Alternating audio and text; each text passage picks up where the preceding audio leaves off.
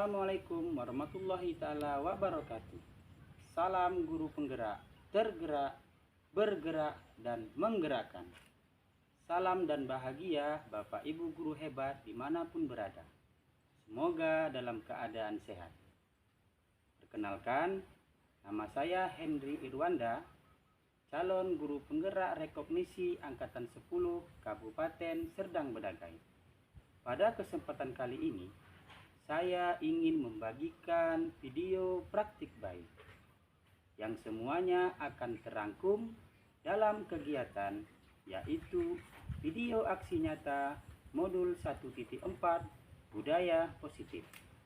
Bicara tentang budaya positif, hal pertama yang harus kita pahami adalah pengertian dari budaya positif, yaitu kumpulan kebiasaan-kebiasaan baik yang terus dilakukan kemudian menjadi karakter dan pada akhirnya menjadi budaya. Sebuah sekolah, budaya positif memiliki peran yang sangat penting yang akan mencerminkan karakter baik dengan segala aspek dan kategori yang akan dikenal sebagai sebuah taktik baik, yaitu budaya positif. Baiklah, video aksi nyata kali ini terbagi menjadi 3 hal, yaitu yang pertama, penerapan budaya positif keyakinan kelas yang saya lakukan bersama siswa di kelas 1. Yang kedua, penerapan budaya positif dengan menerapkan segitiga restitusi, dan ini juga saya lakukan bersama murid saya, murid kelas 1. Yang ketiga ataupun yang terakhir adalah budaya positif grup sharing yang saya lakukan bersama kepala sekolah dan rekan-rekan guru dalam seminar kecil di SD 10403 Kampung Ibus, Kecamatan Serampah, Kabupaten Serdang Bedagai, yang bertujuan untuk menyamakan pemahaman tentang budaya positif dan juga melakukan praktik baik di lingkungan sekolah. Selamat menyaksikan. Baiklah, dalam kegiatan aksi nyata modul 1.4 ini terdiri atas 2 bagian. Bagian pertama, penerapan budaya positif di kelas. 1. Pembuatan keyakinan kelas. 2. Penerapan segitiga restitusi. Adapun bagian yang kedua, yaitu melakukan grup sharing tentang budaya positif dengan rekan guru lain. Inilah dia langkah pertama dalam pembentukan keyakinan kelas yang terdiri dari foto dan tentunya video yang sama-sama akan kita saksikan. Langkah pertama dalam proses pembuatan keyakinan kelas yaitu guru memberikan penjelasan tentang fungsi dan kegunaan keyakinan kelas. Dan yang tak kalah penting dalam kegiatan keyakinan kelas ini yaitu melibatkan murid dalam pembuatan keyakinan kelas. Selamat menyaksikan. Ini adalah pembuatan keyakinan kelas yang saya lakukan di kelas 1 SD Negeri 10403 Kampung Ibus, Kecamatan Serampah, Kabupaten Serdang Bedagai. Selamat menyaksikan. Assalamualaikum. Waalaikumsalam.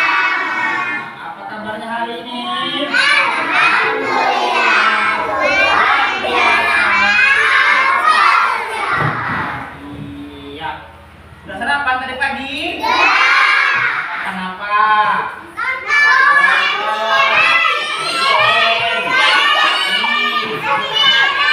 Goreng. Ya.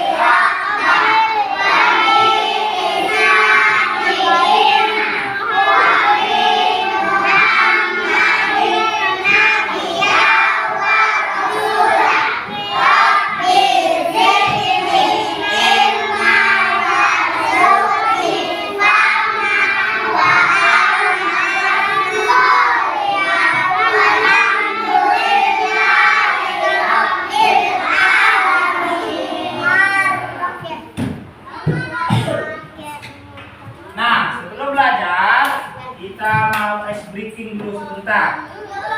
Nah, ice breakingnya ini. Kalau Bapak bilang selamat pagi, kamu tepuknya 1 kali. Coba, selamat pagi. Sekali ya. Kalau Bapak bilang selamat siang, tepuknya 2 kali. Selamat siang. Iya, 2 kali ya.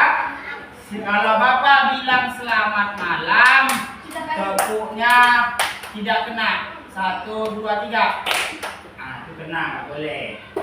Kalau nanti siapa yang ada yang salah, nah, kita kasih dia hadiah. Hadiahnya hadiah pertanyaan harus dijawab. Nah, coba kita tes. Kita tes ya. Selamat pagi. Selamat siang. Selamat malam. Nah, nggak boleh. Ya. Kalau ya. Oke, bisa kita mulai. Konsentrasi. Konsentrasi ya. Selamat pagi. Selamat pagi. Selamat siang. Nah, banyak kali. 2 kali. Serentak lah, serentak. Selamat siang. Selamat pagi. Selamat malam. Nah, 5. 5 tadi kan? Nah, 5. Karena 5, lihat saya, Bapak kita dengar dia nggak konsentrasi, kita kasih hadiah pertanyaan. Ya kan? Ya, pertanyaannya, di mana alamat sekolah kita? Iya, betul. Alamat sekolah kita adalah di kampung. Terus lagi. Selamat pagi. Selamat siang. Selamat siang. Selamat malam. Nah, masih ada yang konsentrasi. Terus. Ya. Nah, kita kasih pertanyaan. Nama kecamatan kita kecamatan apa? Iya, kecamatan Serampa. Oke, hari ini kita mau belajar tentang keyakinan kelas. Apa? Belajar apa?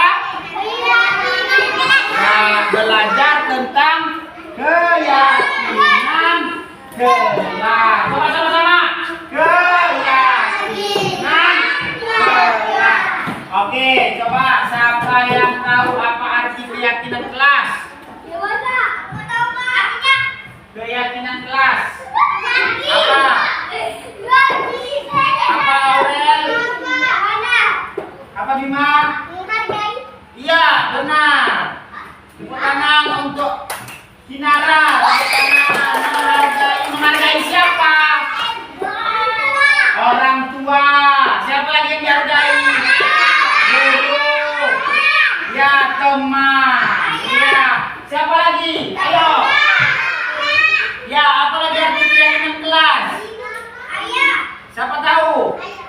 Guru, kepala sekolah. Ya, itu kan artinya tadi. Guru. Ya, selain menghargai, tadi kan menghargai kata Kinara. Selain menghargai, menyayangi. Tepuk tangan untuk Alia. Menyayangi siapa? Orang tua.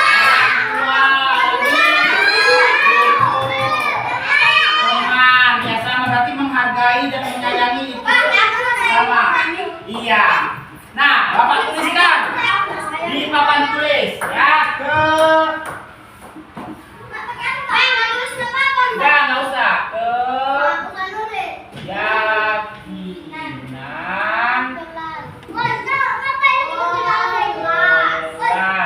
ya. Nah, jadi pelajaran kita hari ini kita ingin membuat keyakinan kelas. Nah, supaya kita bisa menjalaninya.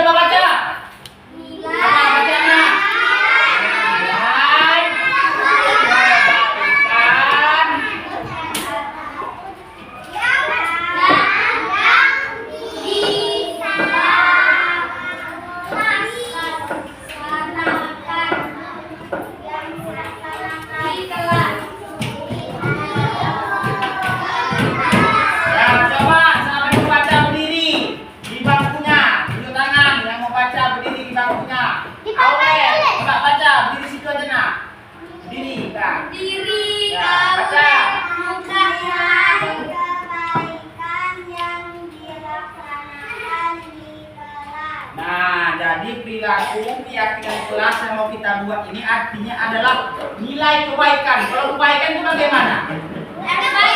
Ya, perilaku yang baik-baik yang mau kita lakukan di kelas.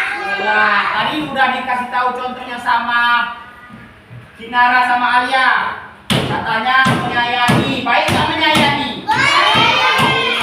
Yang kedua tadi menghargai, baik nggak menghargai? Baik. Setelah itu apa lagi? Siapa yang bisa mengartikannya?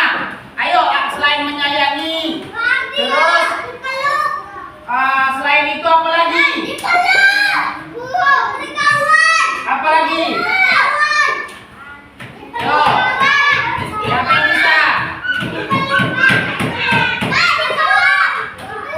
Iya, jadi ada menghargai, ada menyayangi. Tertib di kelas. Kalau tertib di kelas itu baik apa enggak? Bagaimana cara kita tertib di kelas?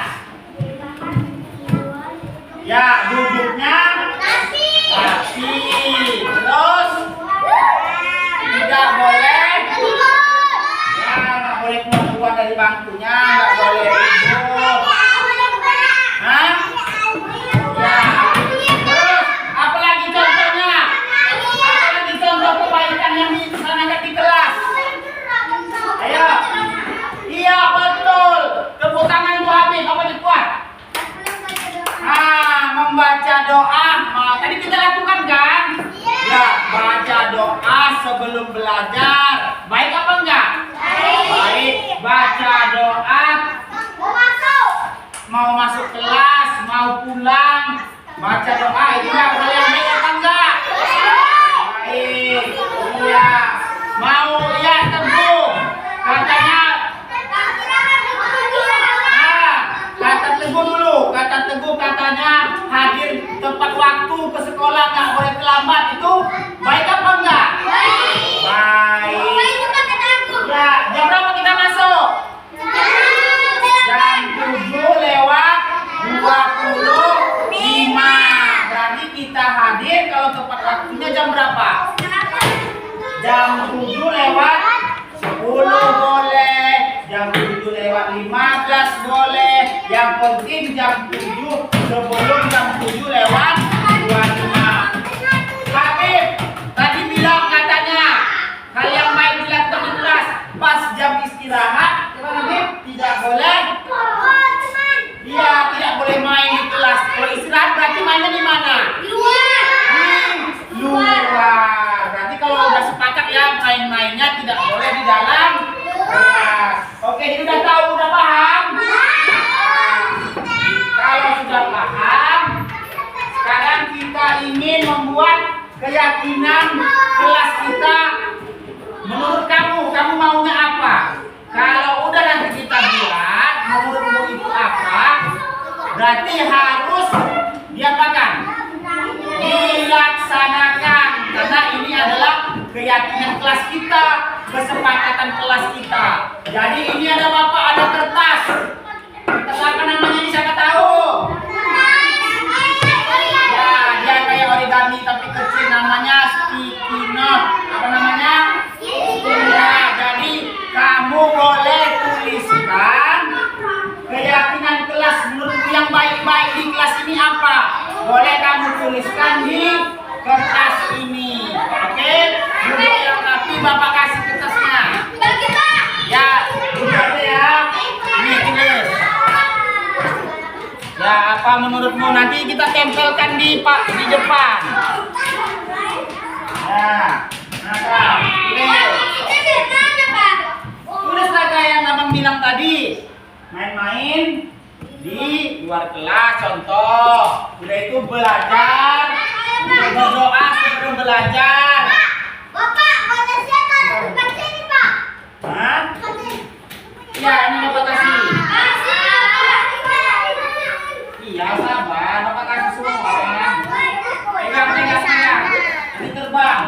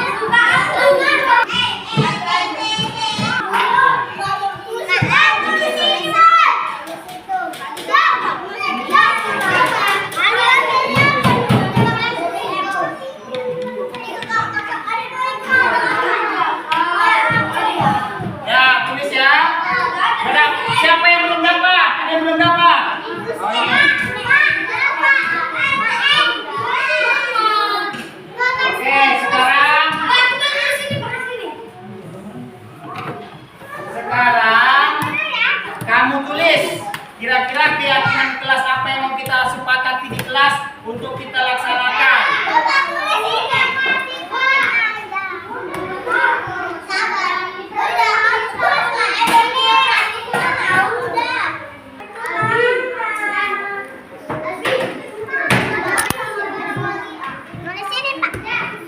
Iya. Kayak gini. Tulis di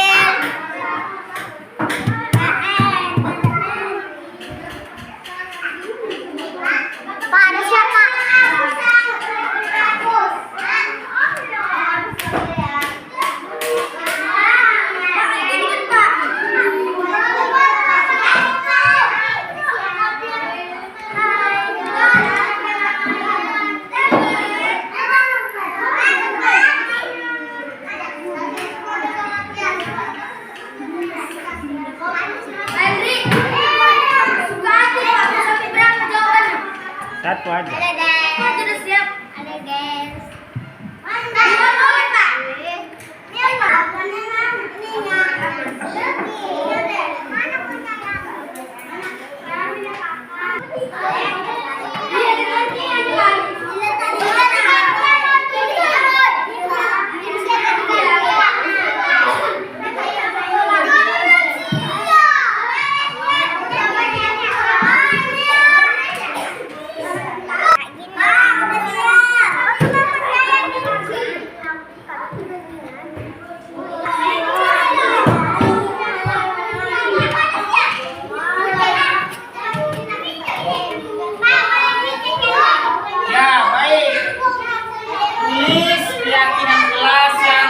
menurutmu penting di sekolah atau di kelas kita untuk kita jaga bersama, ya? Boleh dikasih hias-hiasan, boleh. Iya, bagus. Iya, bagus. Ya.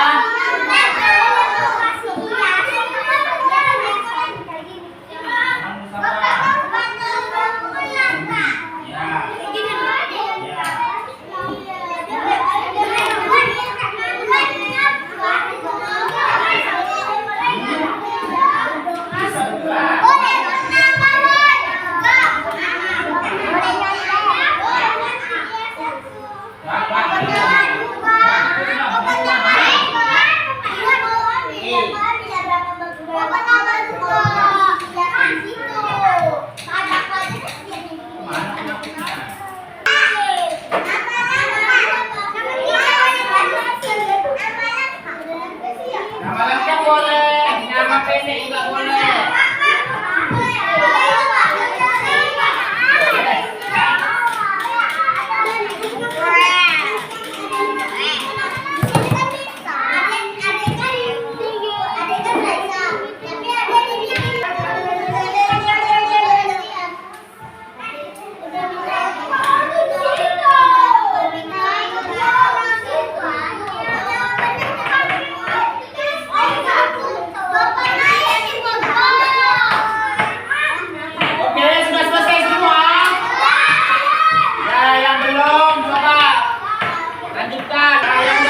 Lihat lagi, udah bagus enggak?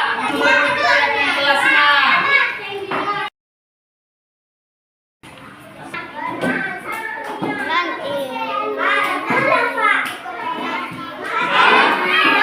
Oke, baik, ini sudah kamu tuliskan kesepakatan atau keyakinan kelasmu. Udah ditempelkan di semua sini, kita baca satu-satu ya. Di sini ada duduk rapi dan tertib. Nah, ini punya siapa? Punya Naila. Duduk rapi dan tertib itu bagus atau enggak? Bagus. Nah, itu merupakan masuk ke mana dia?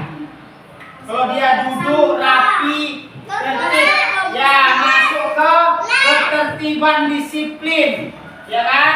Ya. Ini ada juga menjaga kebersihan. Punya siapa nih menjaga kebersihan?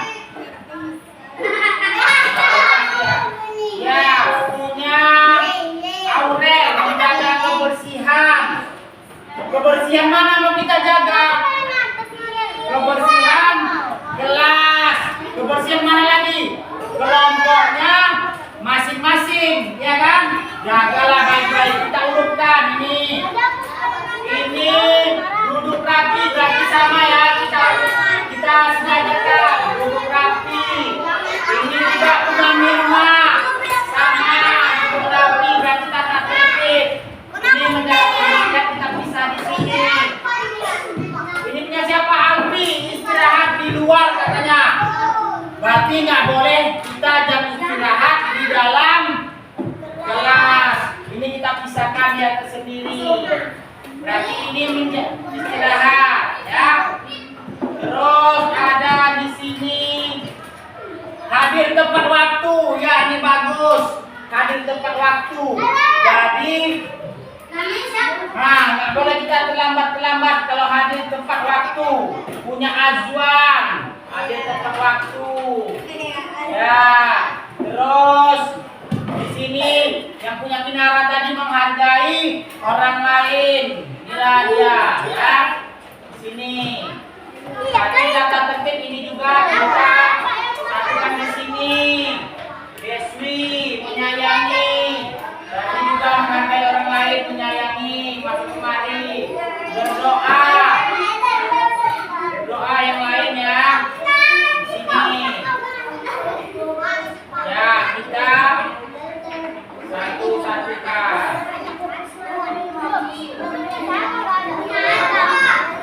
Doa sebelum belajar. Ya, jadi hari ini kita sudah menyepakati keyakinan kelas kita. Apa yang kita sepakati hari ini? Coba sama-sama apa yang kita yakini hari ini? Keyakinan kelas. Coba sama-sama. Kamu yang membuatnya, ya, kamu yang menulisnya. Jadi keyakinan kelas kita itu harus kita jalani. Ya, oke, kita tengok mari ya.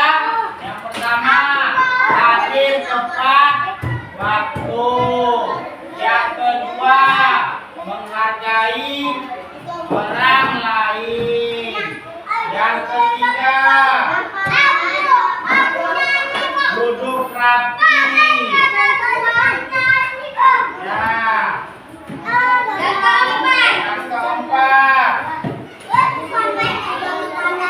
istirahat.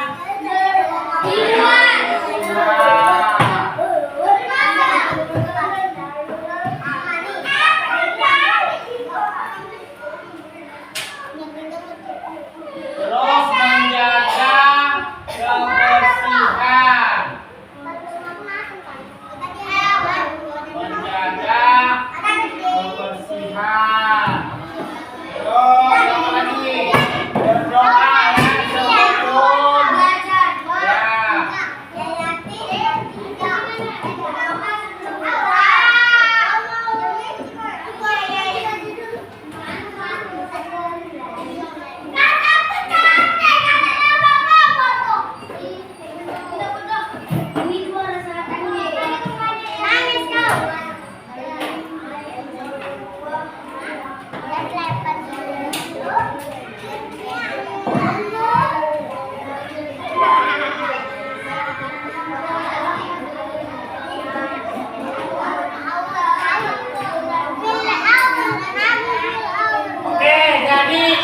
dia hasil dari keyakinan kelas kita hari ini. Ya, yang pertama disepakati hadir tepat waktu, berarti tidak boleh datangnya sebelum jam 7.25 harus hadir. Yang kedua, menghargai orang lain. Menghargai siapa yang tadi kamu bilang? Teman, guru, orang tua, ya. Duduk rapi dan tertib. Berarti kalau kita belajar kamu harus duduk rapi dan tertib. Ya, baru menjaga kebersihan. Jagalah kebersihan kelas kita. Sampah harus dibuang ke tempat sampah. Baru yang paling penting berdoa sebelum dan sesudah belajar. Oke, semoga kita dapat menjalankan keyakinan kelas kita ini dengan baik. Bisa? Bisa. Sama-sama bisa? Bisa. Ya.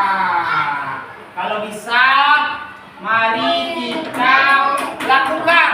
Mulai dari kapan? Ya, mulai dari hari ini.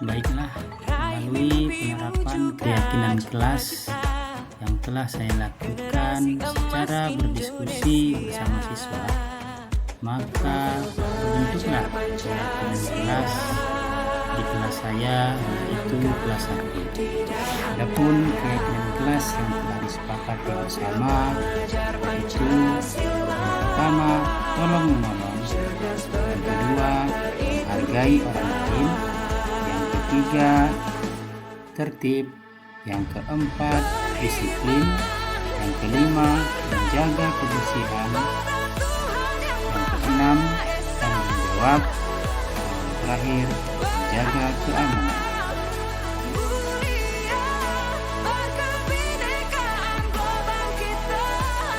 Apa itu segitiga restitusi? Segitiga restitusi adalah proses menciptakan kondisi bagi murid untuk memperbaiki kesalahannya sehingga karakter mereka lebih kuat ketika kembali pada kelompok.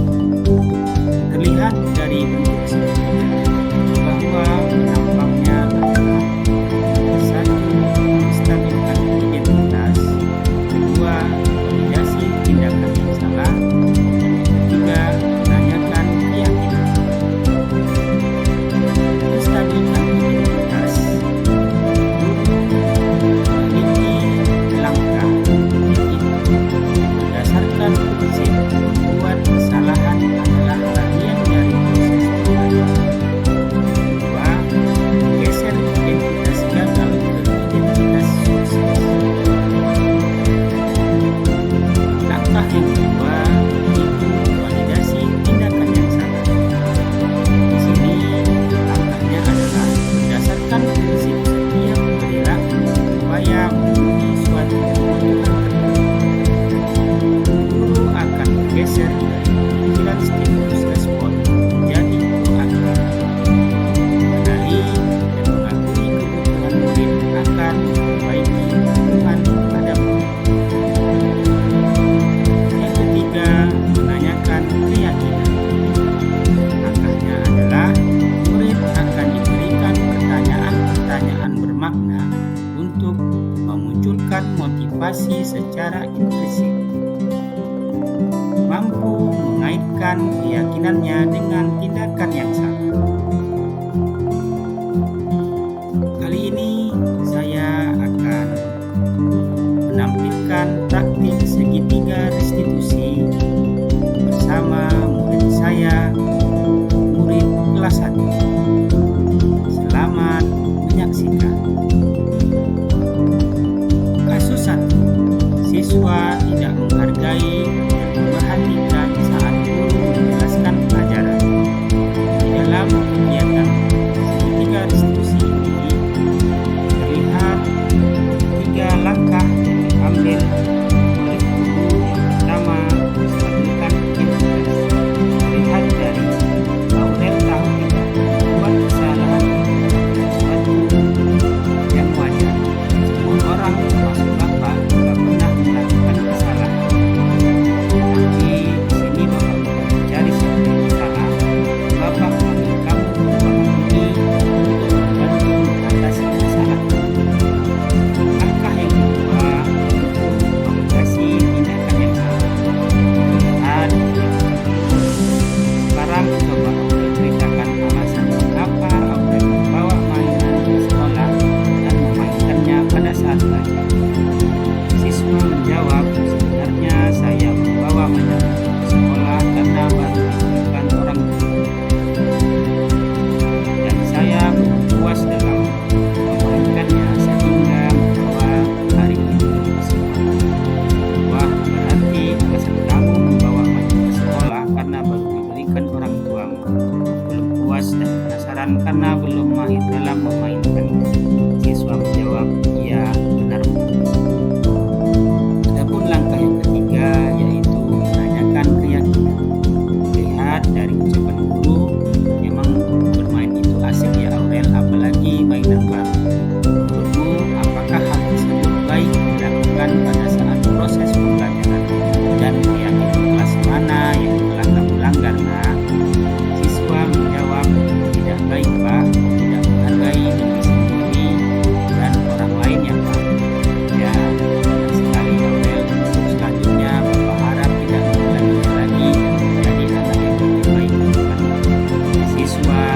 menjawab, baik Pak, dan akan berubah perilaku setelah dilakukan. Baiklah, mari sama-sama kita menyaksikan video praktik penerapan segitiga restitusi yang telah saya lakukan bersama siswa saya, siswa kelas 1.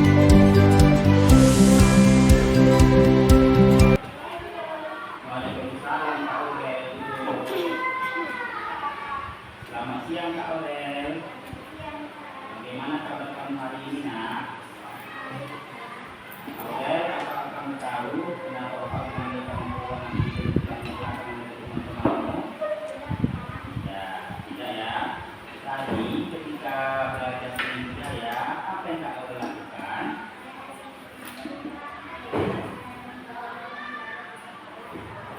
Nah, jadi bermain pada saat belajar, apalagi pada saat kau menjelaskan, apakah itu terbaik nak? Nah, Aurel, kamu sudah tahu bahwa bermain pada saat belajar merupakan sebuah kesalahan ya nak? Aurel tahu tidak? Membuat kesalahan itu sebuah hal yang wajar. Semua orang, termasuk juga Bapak, pernah melakukannya ya.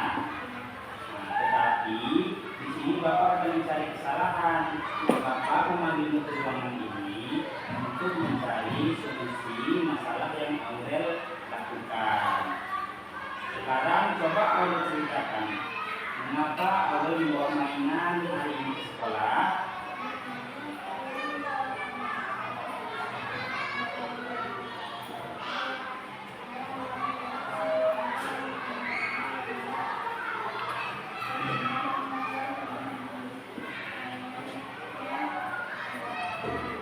Wah, berarti alasan kamu membawa mainan ke sekolah karena kamu orang tuamu ya, dan kamu belum puas memainkannya dan penasaran dengan permainan tersebut.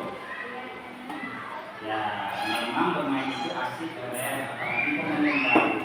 Menurut kamu, apakah hal tersebut itu baik dilakukan pada proses pembelajaran dan keyakinan kelas mana yang tidak kamu langgar nak?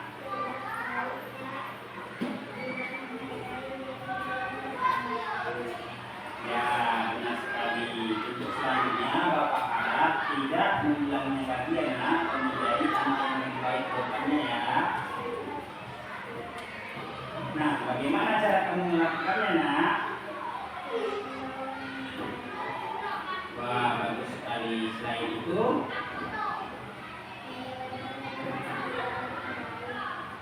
wah, hebat sekali kamu Aurel. Sekarang kamu sudah tahu apa yang harus dilakukan ya. Kapan kamu melakukan hal itu?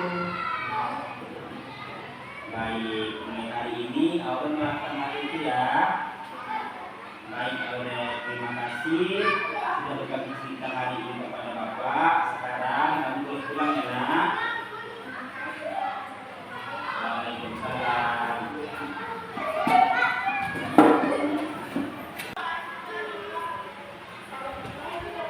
Bagaimana perasaan kakak hari ini? Hari ini saya sangat senang bisa berbagi cerita dengan Kak Guru, dan saya bisa memperbaiki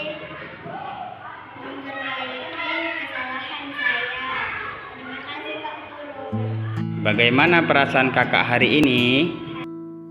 Baiklah, itulah tadi kegiatan praktik segitiga restitusi yang telah saya lakukan bersama siswa saya. Kali ini saya ingin menampilkan skenario praktik segitiga restitusi kasus 2. Kasus 2, terlambat datang ke sekolah. Di sini guru juga membuat langkah-langkah restitusi, yaitu langkah yang pertama menstabilkan identitas. Terlihat dari ucapan guru, Mirza tahu tidak membuat kesalahan itu adalah suatu hal yang wajar. Semua orang termasuk Bapak juga pernah melakukan kesalahan. Mirza menjawab, iya Pak. Guru berkata, tetapi di sini Bapak bukan mencari siapa yang salah. Bapak memanggil kamu ke ruangan ini untuk membantu mengatasi masalah kamu. Adapun langkah yang kedua yaitu menanyakan validasi tindakan yang salah. Terlihat dari ucapan guru. Sekarang coba Mirza ceritakan alasan mengapa hari ini terlambat datang ke sekolah. Si anak menjawab, sebenarnya malam tadi saya bermain HP, bermain game sampai jam 12 malam baru tidur, Pak. Pak guru berkata, wah berarti terlambat karena main game terlalu larut malam ya nak. Mirza menjawab, iya benar Pak. Adapun langkah restitusi yang ketiga yaitu menanyakan keyakinan. Terlihat dari ucapan guru, memang bermain game itu asik ya nak, apalagi game di HP bisa membuat kita lupa waktu. Menurut Mirza, apakah hal tersebut baik dilakukan padahal sudah larut malam, sedangkan besok Mirza mau sekolah? Dan keyakinan kelas mana yang Mirza langgar ya nak? Mirza menjawab, tidak baik Pak, saya tidak akan bermain HP lagi lebih dari jam 9 malam. Keyakinan mengenai hadir tepat waktu ya Pak? Ya benar sekali nak, bagaimana kamu melakukannya dan siapa kira-kira yang bisa membantu kamu? Mirza menjawab, saya akan mematikan HP ketika sudah jam 9 malam dan meminta ayah dan ibu untuk mengingatkan dan mengambil HP ketika sudah jam 9 malam untuk tidak memainkannya lagi. Baiklah, mungkin itu saja yang bisa saya sampaikan dan saya tayangkan melalui kegiatan segitiga restitusi yang sudah saya lakukan. Semoga video tadi bisa bermanfaat bagi kita semua.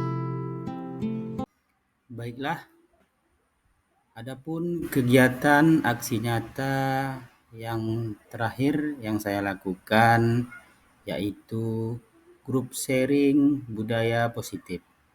Yang ini saya lakukan dalam kegiatan seminar kecil bersama kepala sekolah dan guru-guru SD 1040303 Kapung Ibus, Kecamatan Serampah, Kabupaten Serdang Bedagai. Selamat menyaksikan.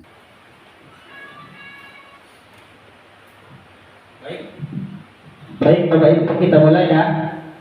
Air tiak tanda tak dalam, paling enak mandi.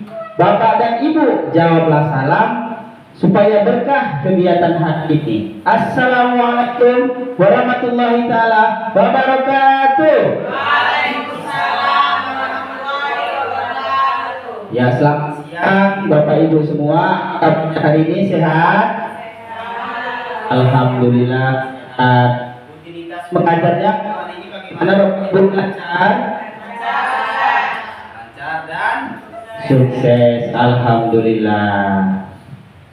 Nah, Bapak Ibu hebat yang saya banggakan, terima kasih saya ucapkan hari ini telah bersedia hadir sama-sama kita di ruangan ini memenuhi undangan saya dalam kegiatan grup sharing seminar kecil yang akan saya laksanakan. Terlebih dahulu mari sama-sama kita mengucapkan puji syukur kita kepada Allah Subhanahu wa taala yang mana di kesempatan hari ini kita diberikannya nikmat kelapangan waktu sehingga kita dapat berkumpul di ruangan ini dalam rangka kegiatan yang saya lakukan. Banyak nikmat yang diberikannya kepada kita, terutama nikmat iman, nikmat kesehatan, nikmat kelapangan waktu, sehingga kita bisa sama-sama hadir mengajar seperti biasa di sekolah. Sholawat juga mari sama-sama kita hadiahkan kepada Nabi besar Muhammad SAW beserta keluarga dan sahabat beliau. Semoga kita mendapat syafaatnya. Amin amin ya rabbal alamin.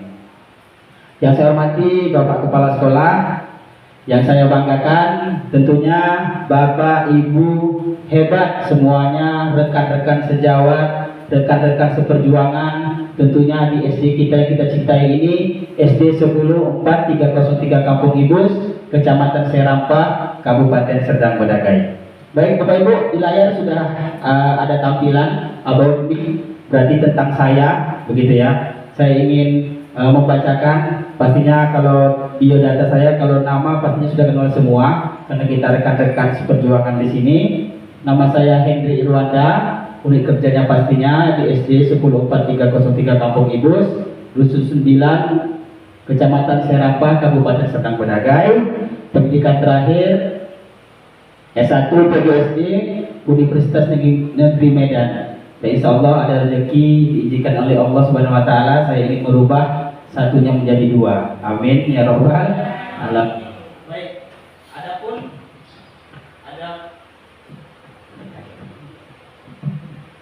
adapun riwayat peran, ya, riwayat peran saya di program PGP. Apa itu PGP? Program Guru Penggerak. Ya, adapun riwayat saya pertama, saya itu adalah pengajar praktik angkatan 7 Kabupaten Serdang Bedagai. Nah, apa itu perannya? Pengajar praktik ini berperan untuk mendampingi para CGP dalam mengikuti program PGP. Ada 2 tugas dari pengajar praktik yang saya lakukan. Yang pertama itu ada namanya PI. PI itu pendampingan individu. Jadi saya berkunjung ke sekolah-sekolahnya CGP untuk mendampingi belajar mereka. Dan yang kedua, ada kegiatan lokakarya. Lokakarya ini berkumpul semua calon guru penggerak dan pengajar praktik sekabupaten untuk menyamakan persepsi dan membahas modul yang sudah dipelajari dan yang akan dipelajari. Begitu. Selanjutnya, alhamdulillah saya kembali diterima oleh BBGP Sumut, Balai Besar Guru Penggerak, untuk menjadi fasilitator program Guru Penggerak Angkatan 10 Kabupaten Labuan Batu Utara. Jadi fasilitator ini Bapak Ibu berbeda perannya dengan pengajar praktik. Kalau pengajar praktik itu sering kami sebut angkatan darat, berjumpa dengan CGP, mendampingi mereka. Kalau fasilitator ini angkatan udara, tidak berjumpa lagi dengan CGP, kami memfasilitasi belajarnya CGP itu melalui daring.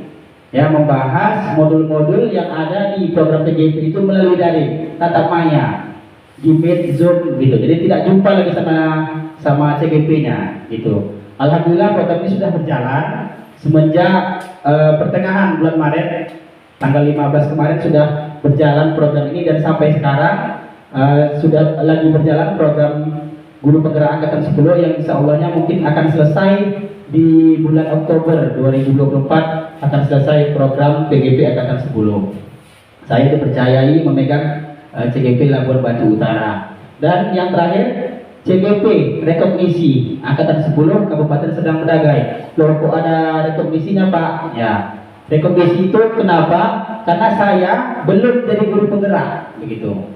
Karena saya awalnya mengambil peran pengajar praktik. Jadi rekognisi ini diberikan kepada pengajar praktik yang sudah tugas minimal 1 angkatan, gitu. Termasuklah saya. Makanya saya mengambil CGP rekognisi supaya saya juga mendapat gelar guru penggerak. Oke, begitu ya Bapak Ibu ya. Mungkin inilah perkenalan singkat saya. Kita lanjutkan. Nah, ini ada kesepakatan kelas. Kesepakatan kelas ini apa tujuannya? Untuk supaya kegiatan kita pada hari ini tertib, nyaman, dan bisa berjalan dengan lancar, begitu Bapak Ibu. Apa itu? Jadi kesepakatan kelas ini yang saya buat untuk kita laksanakan, gitu. Yang pertama ada menjaga suasana tetap kondusif. Jadi kita jaga sama-sama kegiatan hari ini supaya tetap kondusif. Yang kedua, aktif dalam diskusi, berpendapat. Jadi Bapak Ibu nanti aktif dalam memberikan pendapat. Tidak ada pendapat yang salah, tidak ada pendapat salah benar, tapi kita ingin mengungkapkan pendapat kita apa tentang kegiatan hari ini, begitu. Yang kedua, HP mohon di-silentkan, buat mode getar saja supaya tidak mengganggu jalannya kegiatan. Yang selanjutnya, menjaga kebersihan tempat belajar. Jadi kita jaga sama-sama kebersihan ruangan ini. Terus menghargai perbedaan pendapat. Pendapat itu pastinya berbeda. Guru A, guru B nanti pasti berbeda pendapatnya. Kita hargai pendapat orang lain. Menghargai itu sangat istimewa, begitu ya. Yang terakhir, mindfulness, berkesadaran penuh. Artinya saya mau Bapak Ibu itu jiwa, raga, hati, pemikirannya ada di sini. Semuanya ada di ruangan ini. Jadi jangan dulu memikirkan hal-hal yang di luar, gitu. Jadi hati, pemikiran, jiwa, raganya ada di sini. Supaya apa? Supaya kita fokus dalam kegiatan ini dan nanti kita mendapatkan intinya apa tujuan dari kegiatan hari ini. Baik, untuk memfokuskan diri Bapak Ibu, saya mau mengajak SPK. Nah, mungkin tadi lelah ya, lelah dalam mengajar begitu aktivitas tadi pagi, jadi saya mengajak untuk kita fokus pada hari ini, gitu. Nah, jadi nanti perintahnya SPK-nya sederhana saja, Bapak Ibu menyebutkan warna yang ada di tulisan, warna yang ada di tulisan, bukan warna pada tulisannya, itu kata kuncinya, bukan warna pada tulisannya, tetapi warna yang ada tulisan. Siap? Ya, Pak Suya udah ya. Yang pertama, siap ya, cepat ya, 1, 2, 3. Kuat. Bukan lagi. Kuat. Percaya diri lah, yakin. Hitam, betul. Hitam. Pas pula tulisannya hitam, tapi fokusnya bukan ke tulisan, ke warna yang ada di tulisan. Tapi ini kebetulan warna dan tulisan sama. Oke, lanjut, cepat. Nah, belum fokus ya. Bukan bacaannya, warnanya. Warnanya warna apa? Hijau ya, bukan bacaannya. Lanjut. Ya, kuning ya. Ibu jangan takut, jawab Bu. Jawab aja Bu. Ya, jawab aja. Ya, supaya kita fokus. Lanjut. Biru. Ya, nampaknya udah mulai fokus nih, udah mantap. Ya. Lanjut. Iya, mantap. Lanjut. Iya, tepuk tangan untuk kita semua. Oke, baik. Nampaknya hanya 2 aja yang tadi belum fokus, bentar hari ini udah fokus ya, udah benar semua jawabannya. Baik, adapun kegiatan kita pada hari ini adalah grup sharing seminar kecil tentang diseminasi modul 1.4. Judulnya adalah budaya positif. Oke, judulnya apa Bapak Ibu?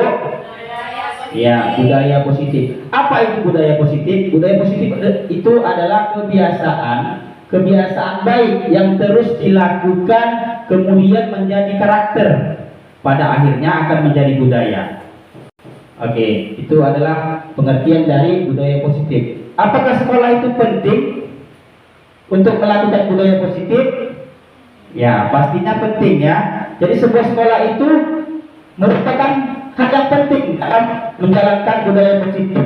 Untuk apa? Supaya muncul identitas sekolah itu yang dikenal orang banyak melalui karakter, melalui konsep ataupun perilaku yang dilakukan oleh di lingkungan sekolah itu, dan akan menjadi budaya positif. Jadi sekolah kita akan dikenal menjadi budaya positif. Nah, apa saja yang ada di dalam budaya positif? Ada beberapa materi yang akan saya sampaikan pada hari ini, yaitu yang pertama disiplin positif, yang kedua nilai-nilai kebijakan universal, yang ketiga teori motivasi hukuman dan penghargaan restitusi, selanjutnya keyakinan atau kesepakatan kelas, selanjutnya kebutuhan dasar manusia, berikutnya posisi kontrol guru, dan yang terakhir nanti adalah segitiga restitusi. Nah, ini akan kita kupas bagian-bagian tentang budaya positif. Nah, itu ada kutipan dari KHD. Siapa itu KHD Bapak Ibu? Ki Hajar Dewantara. Nah, Ki Hajar Dewantara ini siapa? Bapak Pendidikan Nasional negara kita. Baik, adapun kutipannya itu kita ambil contoh perbandingannya dengan hidup tumbuhan seorang petani, katanya. Dalam hakikatnya sama kewajibannya dengan seorang pendidik yang menanam padi misalnya, hanya dapat menuntun tumbuhnya padi.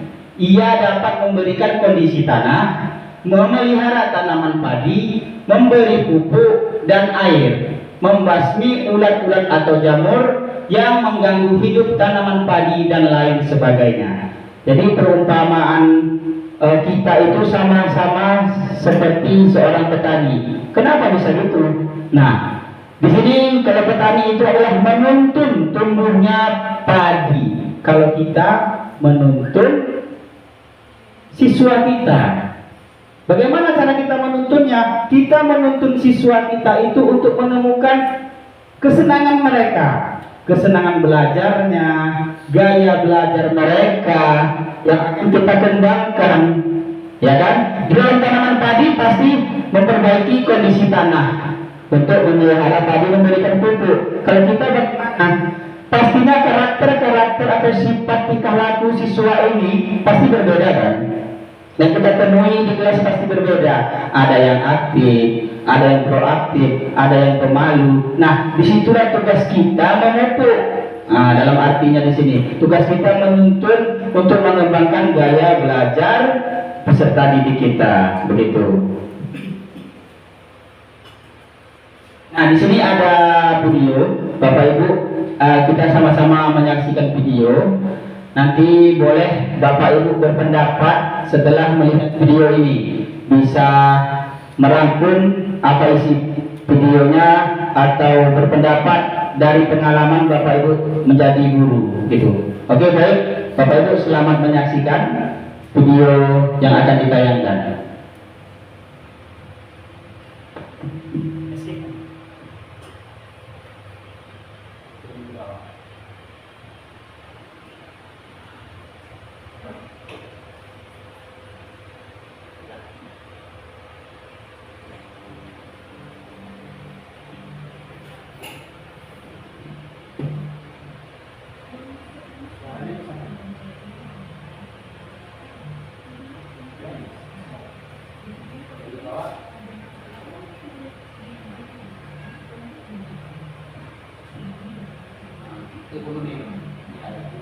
Pendekatan untuk mendidik dan membina peserta didik yang bertumbuh pada upaya membangun pemikiran dan perilaku positif, di mana dalam pelaksanaannya ada kebebasan dan aturan yang disepakati.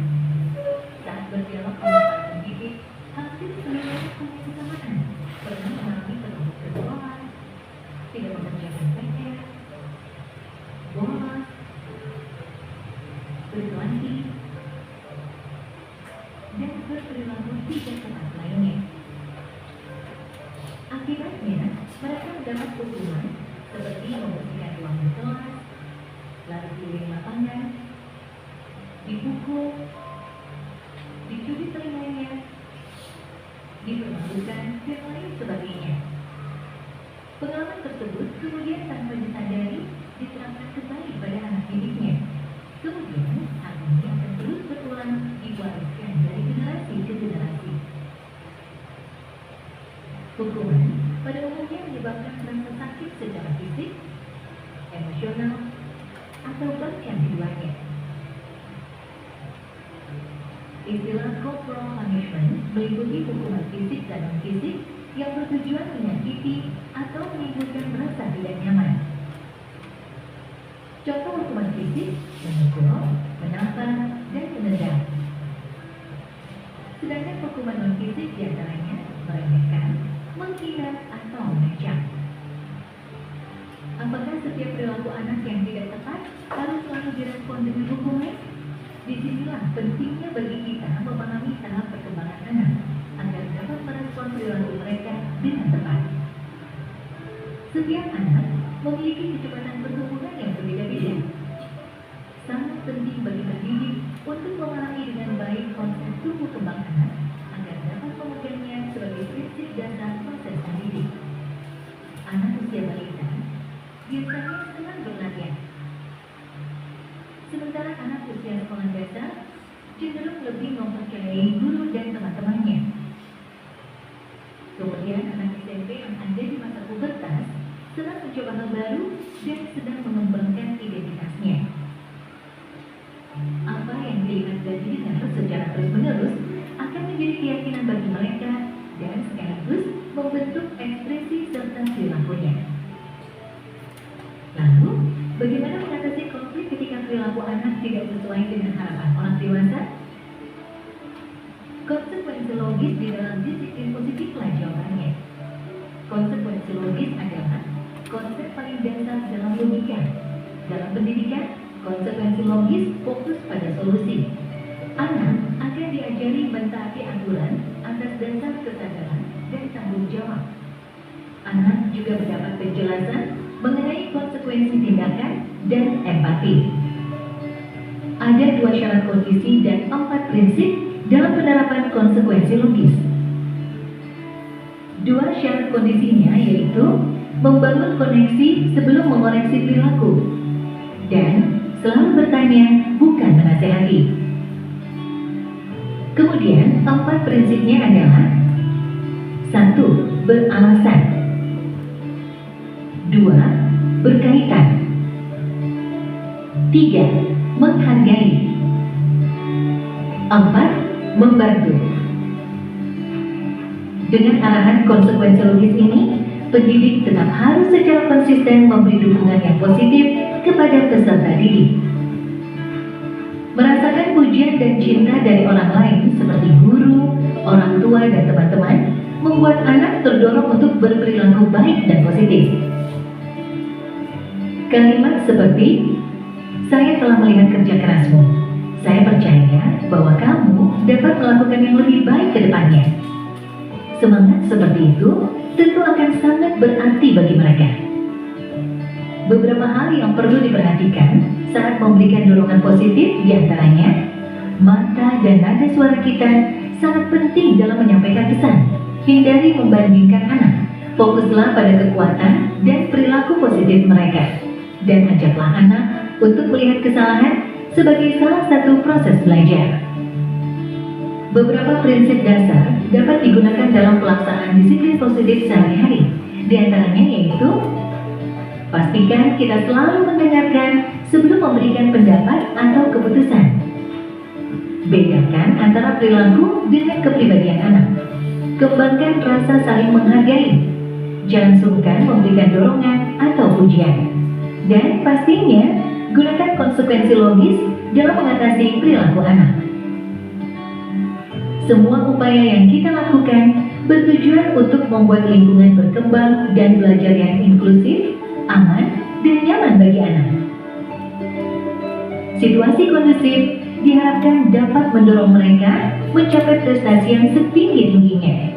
Pendekatan disiplin positif sejauh ini telah menjadi metode yang mendukung agar anak dapat bertumbuh sesuai dengan potensinya dan membuat mereka dengan penuh kesadaran mengerti makna tanggung jawab atas pilihannya.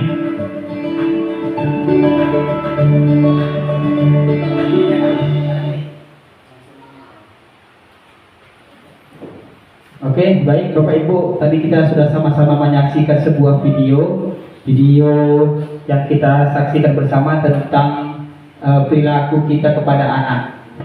Jadi siapa yang ingin memberikan pendapat boleh tentang video tadi, kira-kira apa isi dan apa tujuan makna dari video tersebut. Boleh Bapak Ibu jangan malu-malu, seperti kesempatan kita bersama, tidak ada benar dan salah. Jadi bebas mengeluarkan pendapat begitu.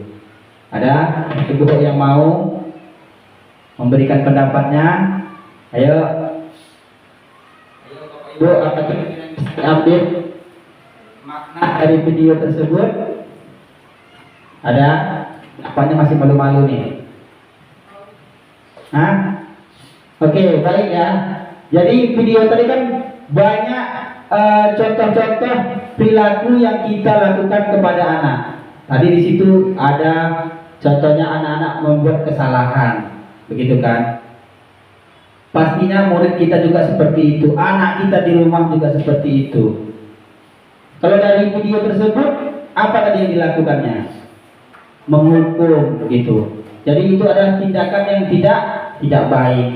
Tidak baik menghukum anak-anak. Semua anak-anak itu memiliki perilaku yang berbeda, tetapi semua anak-anak itu memiliki atau menginginkan hak yang sama di dirinya. Meskipun bagaimanapun perilaku mereka, pasti mereka itu menginginkan hak disayangi oleh orang tua. Kalau murid berarti kita lah gurunya orang tua, kalau anak kita pastinya kita, begitu. Dan semuanya yang terangkum dalam video ini merupakan contoh dari budaya positif. Oke, kita lanjut. Nah, di sini Yang pertama tadi ya, disiplin positif. Disiplin positif merupakan pendekatan untuk mendidik dan membina peserta didik yang bertumpu pada pembinaan sikap, menaati peraturan tata tertib yang berlaku. Pembiasaan baik ini harus dilakukan secara terus-menerus dan berkesinambungan sehingga menjadi suatu kebiasaan, kemudian menjadi karakter dan budaya. Seperti kita sepakati, semua sekolah pasti harus memiliki budaya positif untuk mencerminkan karakter suatu budaya, suatu sekolah, begitu ya. Dan tujuannya apa?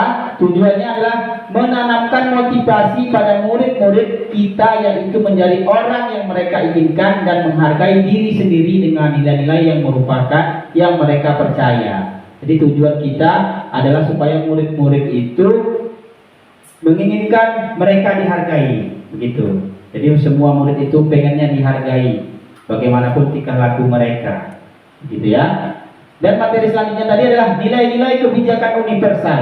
Nilai-nilai kebijakan universal ini merupakan kesepakatan bersama, terlepas dari suku, bangsa, agama, bahasa maupun latar belakangnya, sehingga dapat dijadikan sebagai acuan dalam mewujudkan peserta didik yang sesuai dengan profil pelajar Pancasila. Nah, jadi kebijakan-kebijakan ini yang disepakati di sekolah, kita sepakati bersama tanpa membedakan tadi perilaku anak, ciri warna kulit, agamanya, sukunya, ya kan? Di sekolah kita kan beragam sukunya, ada Melayu, ada Jawa, ada Mandailing, ada Aceh juga, ya kan? Nah, jadi itu adalah kebijakan kita untuk mewujudkan peserta didik sesuai dengan profil pelajar Pancasila, sesuai dengan kurikulum yang ada di sekolah kita ini, yaitu implementasi kurikulum Merdeka. Ada berapa dimensi profil pelajar Pancasila? Ada 6 ya Bapak Ibu. Yang pertama, beriman bertakwa kepada Tuhan yang Maha Esa dan berakhlak mulia, mandiri, bernalar kritis, kreatif, bergotong royong, berkebinekaan global. Jadi sudah selaras dengan kurikulum kita yang ada di sekolah. Jadi tinggal kita menanamkan nilai-nilai kebajikan itu kepada siswa untuk mendapatkan siswa yang berprofil pelajar Pancasila. Oke. Nah, ini adalah nilai-nilai kebajikan yang akan kita tanamkan, yang kita harapkan kepada peserta didik kita. Banyak. Yang di atas tadi kita baca, peduli. Pastinya peduli itu kan banyak kan, peduli kepada sampah ya Bu, peduli untuk menyiram bunga, peduli membersihkan kelas, peduli menaruh benda-benda yang di kelas. Coba kita perhatikan bagaimana kondisi kelas kita, murid-murid setelah mengambil buku letakkannya di mana kembali, seperti itu kan? Apalagi di perpustakaan, begitu. Rajin, ya sama, rajin ke sekolah, rajin belajar, rajin bergotong royong. Integritas, rasa hormat. Nah, rasa hormat, jadi menghormati guru, menghormati orang tua, menghormati abang-abang dan kakak-kakak kelas. Dan banyak lagi nilai-nilai kebajikan yang bisa kita raih atau kita ciptakan dari peserta didik kita. Ini ada pertanyaan. Ya, jangan malu-malu lagi jawab ya Bapak Ibu ya. Jangan malu-malu ya, jawab saja. Oke, yang pertama, sebagai seorang pendidik saat Bapak Ibu perlu hadir di suatu pelatihan, motivasi apa yang mendasari Bapak Ibu hadir tepat waktu?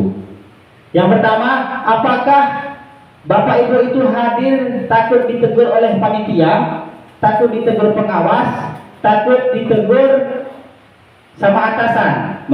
Jadi Bapak Ibu itu hadir tepat waktu karena menghindari ketidaknyamanan dan hukuman.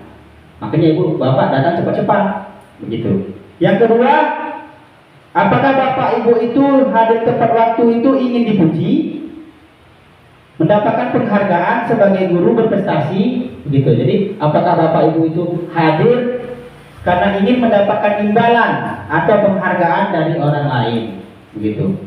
Yang terakhir, Anda ingin menjadi pembelajar sepanjang hayat, menjadi orang yang berusaha dan bertanggung jawab serta menghargai diri Anda sendiri sebagai teladan bagi murid-murid Anda, guru-guru Anda, serta lingkungan Anda, karena Anda percaya tidak ada tindakan Anda sebagai pemimpin pembelajaran akan jadi panutan oleh lingkungan Anda, menghargai nilai-nilai kebajikan diri sendiri. Ayo, sepakat. Bapak Ibu mau yang mana? Kalau hadir dalam acara-acara pelatihan seperti ini atau acara pelatihan lain? Yang nomor berapa? Nomor berapa? Alhamdulillah. Ya, nomor 3. Kenapa? Karena di sini kita menghargai nilai-nilai kebajikan diri sendiri. Nilai kita hargai, bukan orang lain. Bukan mengharap imbalan, bukan mengharap prestasi, penghargaan, dan juga bukan karena takut kepada atasan kita. Jadi pastinya adalah yang nomor 3. Lanjut pertanyaan kedua. Bila di sekolah Bapak Ibu tidak ada aturan yang memberikan surat teguran bagi guru yang sering datang terlambat, atau tidak ada atasan yang memberikan Anda penghargaan menjadi guru terbaik karena sering datang tepat waktu, apakah Anda akan datang tepat waktu untuk mengajari murid-murid Anda? Ayo jawab. Siapa yang mau tunjuk tangan? Tidak ada teguran, nggak ada. Tidak ada penghargaan juga kalau kita hadir tepat waktu, gitu. Tapi apakah kita mau hadir tepat waktu? Ayo, siapa yang mau? Ibu? Mau. Tepat waktu. Ya. Apa alasan Ibu? Karena murid-murid juga melihat apa yang kita lakukan, termasuk disiplin kita tentang waktu. Oke, baik. Terima kasih tepuk tangan. Kita, ya, siapa itu? Kita usahakan dan berusaha hadir tepat waktu itu karena ingin mengajari murid-murid tentang nilai-nilai kebajikan, ya kan? Nah, berarti di sini adalah contoh yang mana tadi?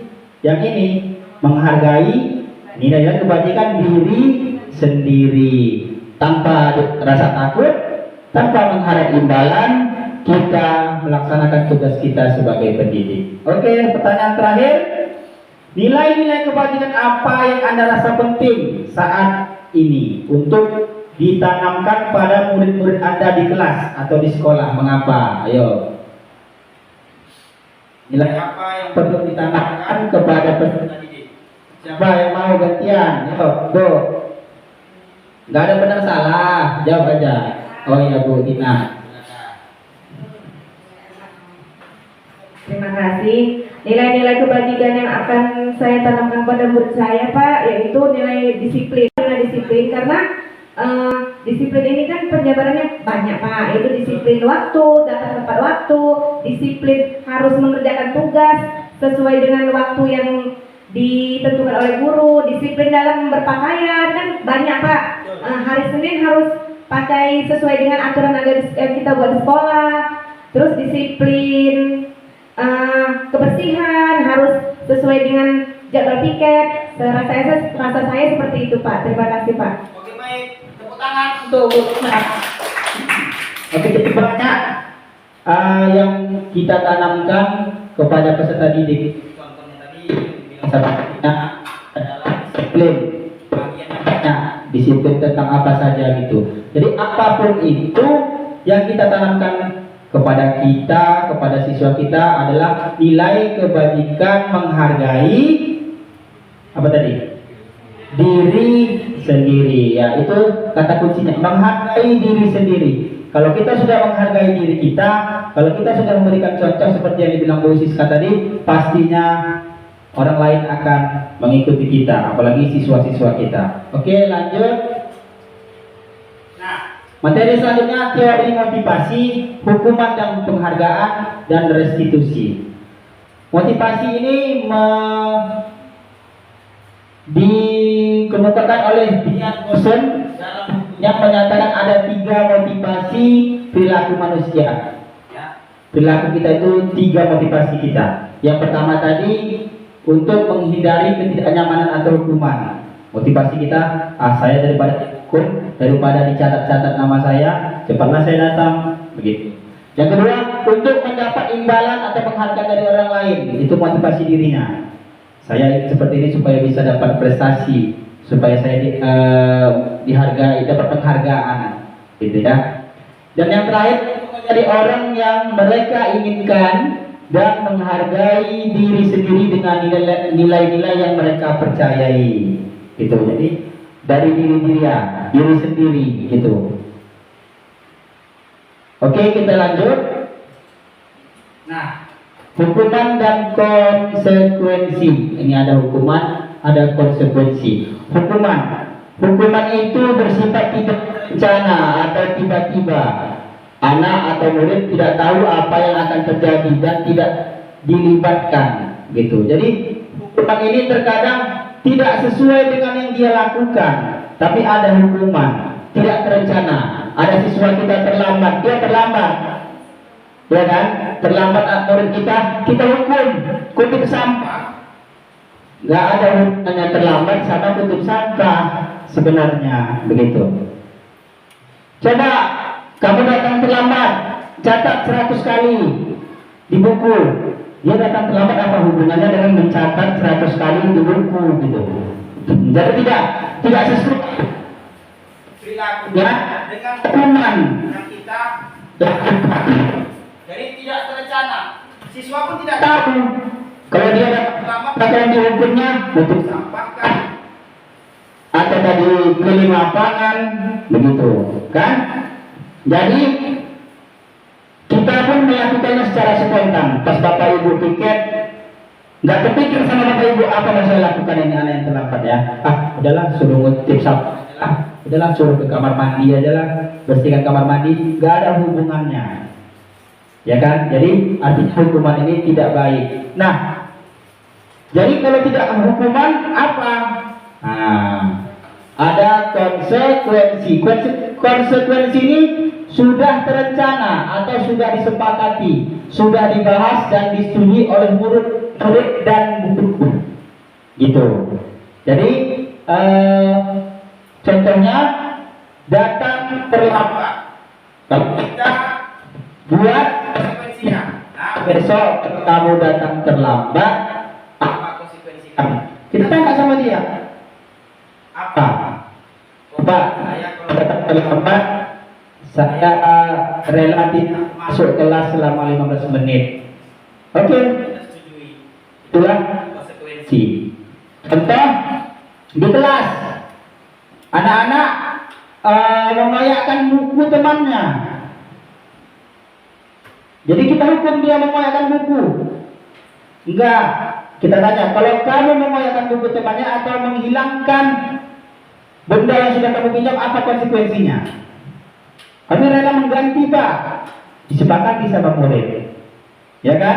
Berarti kita suruh dia mengganti, itu konsekuensi, bukan hukuman, karena dia sudah menghilangkan benda yang dia pinjam sama temannya, begitu. Jadi tidak boleh hukuman, yang boleh konsekuensi. Ada yang lebih baik? Ada. Selain konsekuensi ada, itu restitusi. Nah, nanti akan kita jelaskan.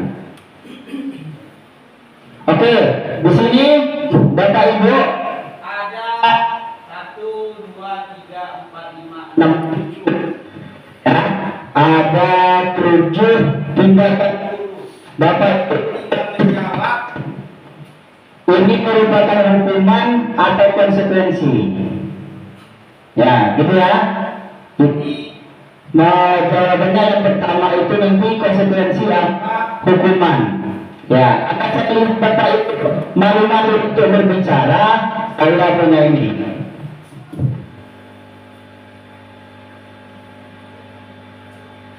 Ya, saya punya jadi saya kembalikan 2 sama Ibu. Nanti yang warna kuning, kalau Ibu menjawab angkat warna kuning. Kalau Ibu menjawab konsekuensi, angkat yang warna pink. Nah, karena sayang kali saya tidak ketemu suaranya kan, tidak pakai. Oke, Ibu.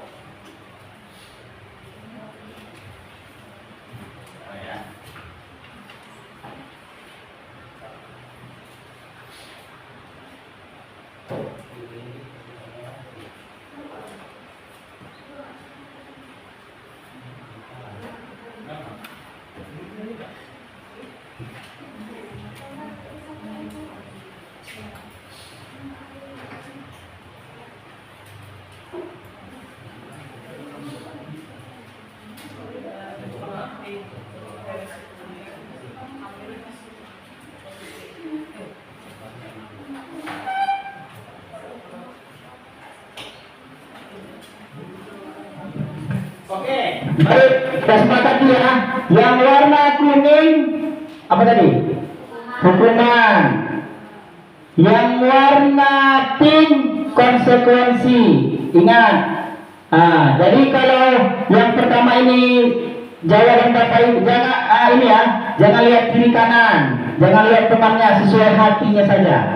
Kuning hukuman dan yang pink konsekuensi. Oke, yang pertama mencatat 100 kali di dalam buku kalimat saya tidak akan terlambat lagi karena terlambat ke sekolah. Ini hukuman atau konsekuensi? Oh, Jadi hukuman yang di sana konsekuensi. Oke. Yang kedua, lari mengelilingi lapangan basket 2 kali karena terlambat hadir ke sekolah. Hukuman apa konsekuensi? Oh, ada yang hukuman, ada yang konsekuensi juga. Yang ketiga, murid diminta push up 15 kali karena tidak menggunakan masker ke sekolah. Hukuman? Ya, nampaknya hukuman semua. Mengganti kertas tugas teman yang telah dicoret. Konsekuensi hukuman. Ya, campur lagi. Membersihkan tumpahan air di meja tulis karena tersenggol pada saat belajar. Konsekuensi hukuman. Ya, setuju, sepakat semua konsekuensi. Murid disuruh untuk mengenakan sepatu seharian di sekolah karena tidak mengenakan sepatu warna hitam. Ini hukuman apa konsekuensi? Ya. Yang terakhir, lari mengelilingi lapangan basket 2 kali karena terlambat 10 menit untuk pelajaran PJOK. Hukuman apa konsekuensi? Ya, beragam lagi. Coba Bapak Ibu ingat-ingat jawaban masing-masing. Ya, kita ingat. Nah, ini dia jawabannya. Yang pertama itu adalah hukuman. Ya, tepuk tangan bagi yang jawabnya benar. Kenapa hukuman? Karena dia terlambat, disuruh mencatat 100 kali, nggak ada hubungannya. Dan spontan ini dilakukan, tidak direncanakan. Kamu datang terlambat, catat kalimat 1000 kali, begitu, 100 kali, begitu ya. Yang kedua, lari mengelilingi lapangan basket karena terlambat, nggak ada hubungannya. Dia datang terlambat, tapi hukumannya disuruh lari. Ini tidak spontan dilakukan sama guru. Karena kamu terlambat, lari lapangan. Nah, kan gitu. Yang ketiga, disuruh push up. Nah, udah jelas ya, disuruh push up, datang terlambat. Nggak pakai masker, kok di push up, disuruh push up, gitu ya, jelas itu hukuman, gitu ya. Menggantikan kertas tugas teman yang telah dicoret-coret. Nah, ini hukuman karena iya, dia yang melakukan yang dicoret dan temannya mengganti, begitu, ya kan? Membersihkan tumpahan air di meja tulis karena bersihkan pada saat belajar. Nah, ini juga konsekuensi dia yang melakukan. Lalu murid disuruh untuk mengenakan sepatu karena tidak menggunakan sepatu hitam. Nah, ini termasuk hukuman, begitu. Yang terakhir, ini bisa dua, ya kan? Dari penelitian basket 10 menit untuk pelajaran PJOK. Karena ada untuk pelajaran PJOK-nya, maka dia disebut konsekuensi. Kenapa? Karena teman-teman yang lain pasti lari juga. Enggak pun terlambat, pelajaran PJOK pasti kan lari juga kan? Datang dan terlambat, kamu lari juga di lapangan. Nah, artinya karena ada pelajaran PJOK-nya. Karena pelajaran PJOK itu anak-anak memang sudah sering disuruh lari lapangan. Tapi kalau tidak ada pelajaran PJOK-nya, pelajaran IPA misalnya, hukuman lari mengelilingi lapangan basket 2 kali karena terlambat 10 menit pada kita. Enggak. Oke, baik, pemahamannya semakin bagus ya, semakin mendalam. Lanjut, ini dia yang ada kita lakukan. Dihukum oleh penghargaan. Ya, penghargaan itu bisa mengukur loh Bapak Ibu. Kenapa? Saat kita berulang kali menjanjikan hadiah kepada anak-anak agar berperilaku bertanggung jawab atau kepada seorang murid agar mempelajari sesuatu yang baru atau kepada seorang karyawan agar melakukan pekerjaan yang berkualitas, kita sedang berasumsi mereka tidak dapat melakukannya atau mereka tidak akan memilih untuk melakukannya menurut Alpicon. Artinya kalau kita menjanjikan hadiah kepada anak-anak ini ya, cepat selesaikan, nanti Bapak Ibu berikan permen, tapi kita udah berasumsi pasti anak itu nggak bisa nih kalau kita kasih hadiah.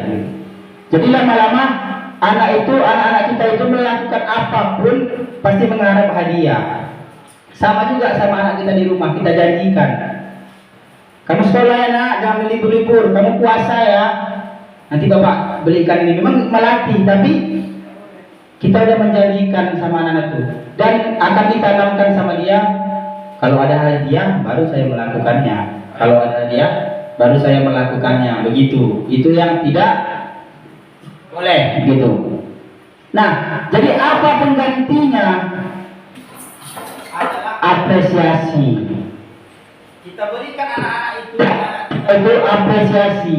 Jangan kita janjikan hadiah. Apresiasi itu pengakuan. Bisa pengakuan secara khusus. Kita berikan sama anak-anak itu. Wah, kamu bagus sekali nak. Wah, kamu hari ini ganteng sekali. Begitu kan?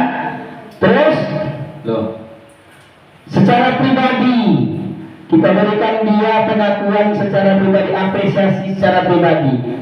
Baru kepada semua murid bergantian, kayak tadi kita lakukan. Bu Siska, beri tepuk tangan untuk Bu Siska, itu apresiasi. Terus Bu Tina menjawab, beri tepuk tangan, bergantian. Jadi konsisten. Siapa yang ingin mengeluarkan pendapat, kita beri hadiah tepuk tangan. Itu konsisten kita melakukannya. Itu jadi apresiasi, tidak boleh berupa hadiah, dan fokus pada prosesnya, ya, bukan hasilnya. Oke. Ini dia yang saya katakan tadi adalah restitusi. Restitusi adalah proses menciptakan kondisi bagi murid untuk memperbaiki kesalahan mereka sehingga mereka bisa kembali pada kelompok mereka dengan karakter yang lebih kuat. Jadi selain konsekuensi ada restitusi. Apa itu nanti akan kita bahas. Nah, ini adalah materi yang berikutnya, adalah keyakinan sekolah atau keyakinan kelas.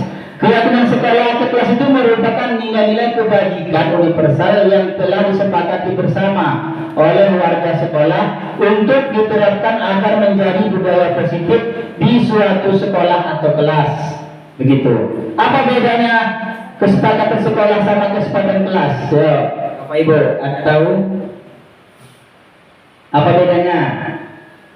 Ya, ini.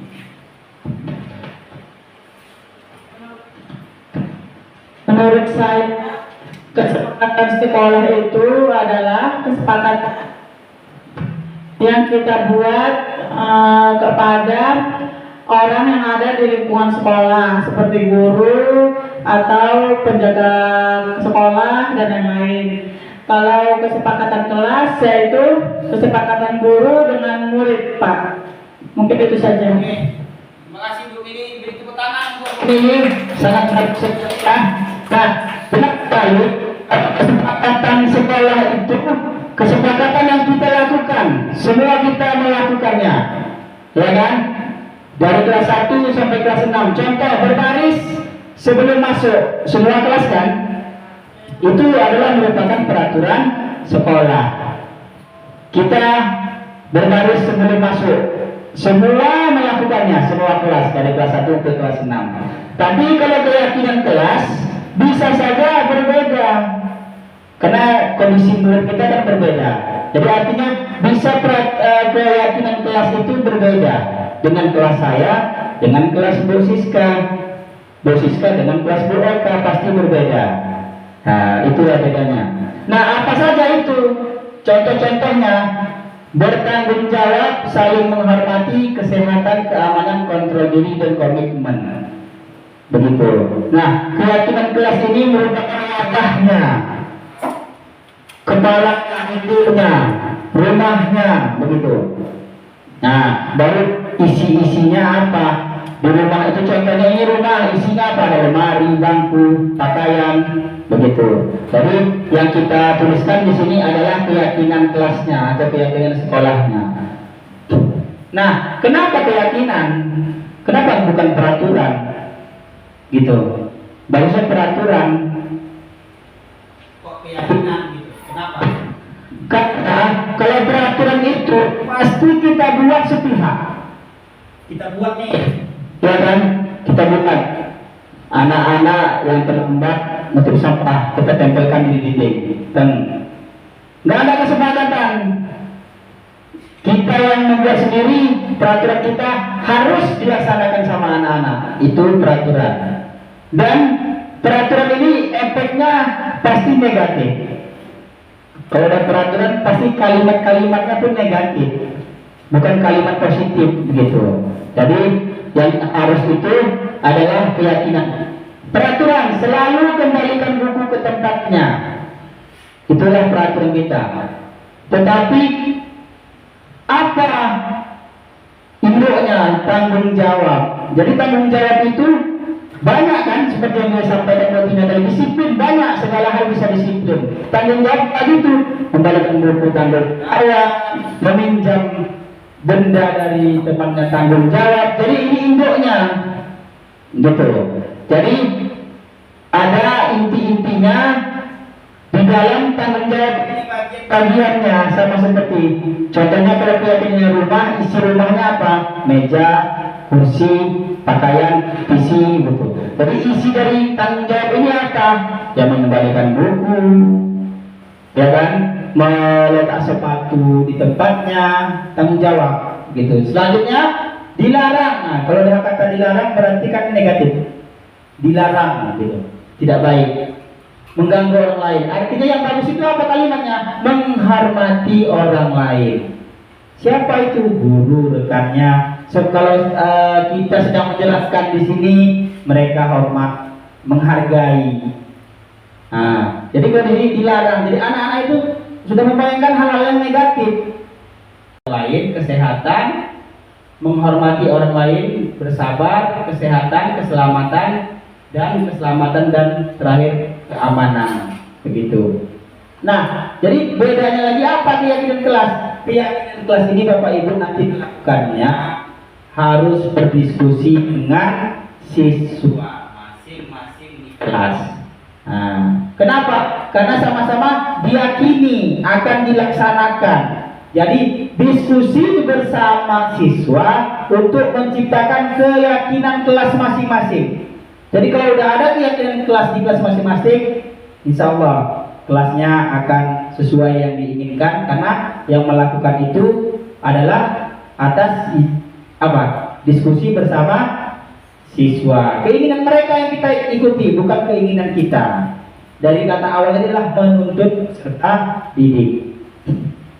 Nah, coba Bapak Ibu di sini dari kedua kesepakatan kelas ini yang manakah yang juga merupakan keyakinan kelas, A atau B?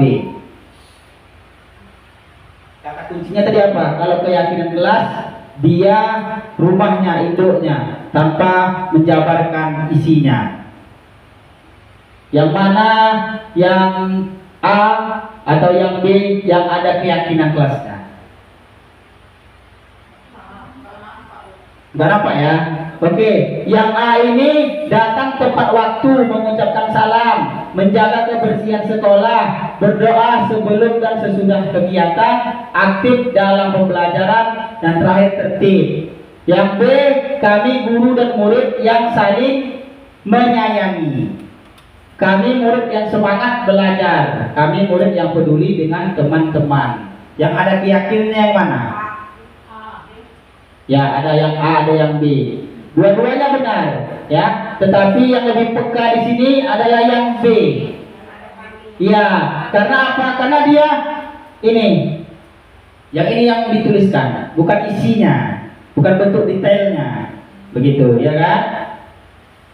Saling menyayangi. Udah, berarti kesepakatan kelasnya menyayangi.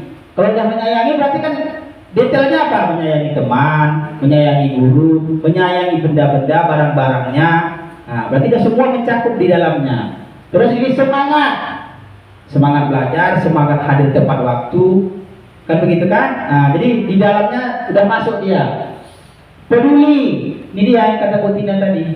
Peduli, disiplin, peduli sesama teman. Kalau ada teman yang kesusahan dibantu, ada teman yang nggak ada pensil dipinjamkan gitu. Tapi kalau datang tepat waktu, ya berarti kesepakatannya hanya datang tepat waktu gitu. Ini adalah detail-detailnya, ini infonya.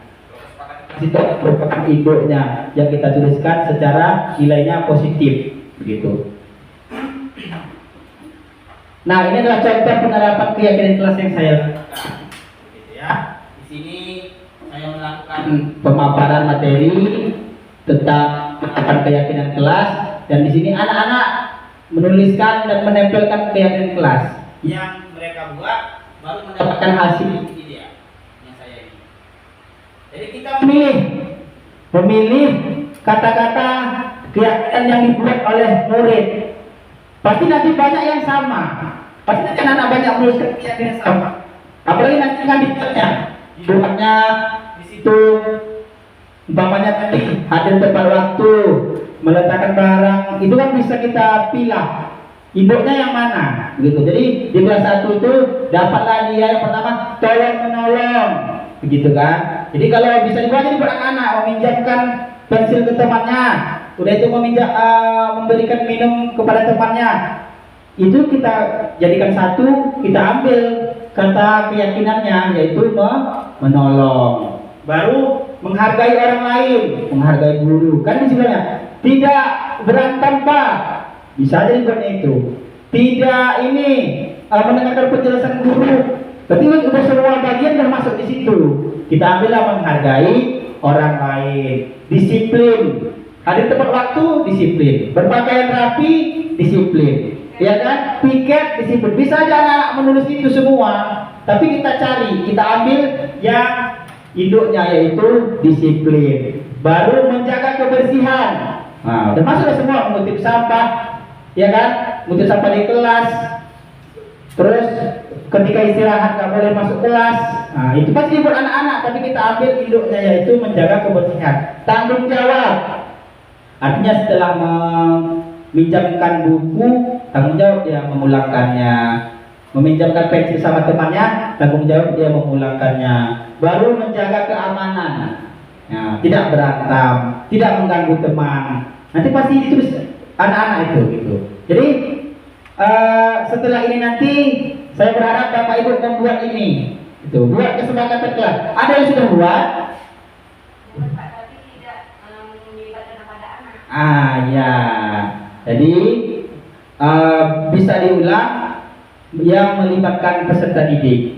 Mereka yang membuatnya, keyakinan menurut mereka apa, baru kita pilih induknya yang itu menjadi kesepakatan. Jadi nanti kalau ada anak yang melanggar, kita tinggal enak bilang, nah ingatkan kamu kesepakatan yang sudah kita lakukan. Nah, jadi itu bisa dan baru ditempel di kelas, di tempat yang mana bisa anak-anak melihat itu setiap hari. Nah, kalau di sini kan enak di depan, semua bisa melihat di depan. Kalau ke belakang-belakang sampai kan agak susah. Lanjut.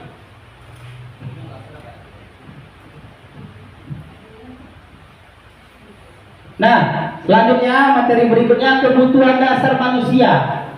Ada berapa ini Bapak Ibu? Coba baca 1, 2, 3, 4, 5. Ini yang saya katakan tadi, kebutuhan dasar manusia. Semua manusia mempunyai kebutuhan. Kita, murid, semua orang. Yang pertama bertahan hidup. Berarti butuh apa? Makan, minum, tempat tinggal. Terus diterima dan mendapat kasih sayang. Itu saya bilang tadi di awal. Bagaimanapun tingkah laku anak kita, baik anak kita kandung ataupun di sekolah, pasti dia ingin mendapatkan kasih sayang. Kebebasan. Kita juga harus memberi kebebasan kepada anak-anak. Dia maunya belajar apa? Dia gaya belajarnya bagaimana? Begitu. Gak bisa kita memaksakan minat dan bakat mereka. Jadi sesuai dengan kodrat mereka, kodrat alam dan kodrat zamannya. Baru kesenangan, ya senang mereka belajar. Bagaimana cara belajarnya? Melihat video kan? Ada anak-anak yang suka seperti itu. Nah, kita tuntun mereka sesuai dengan gaya belajar mereka dan penguasaan dan kekuatan power ya yang harus dimiliki setiap manusia. Oke, lanjut. 5 posisi kontrol guru. Nah, ini untuk kita, Bapak Ibu. Ini adalah untuk kita. Yang pertama, kita sebagai guru itu apakah sebagai penghukum? Apakah pembuat merasa bersalah? Apakah kita sebagai guru itu menjadi teman?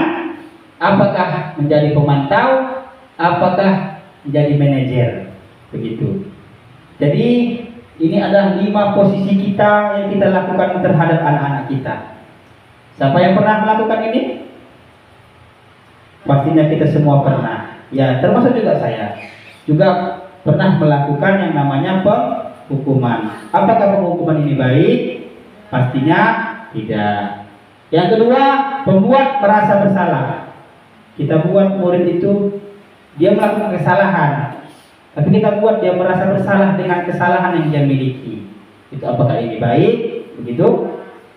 Lalu teman, kita jadikan murid itu teman kita, pemantau dan manajer. Coba Bapak Ibu, mau yang nomor berapa? Menurut Bapak Ibu, yang mana yang menjadi peran kita itu yang posisi yang mana? Bu Siska 3, Bu Eka 3, buat teman, Bu Tika, semua teman, semua teman. Oke, baik.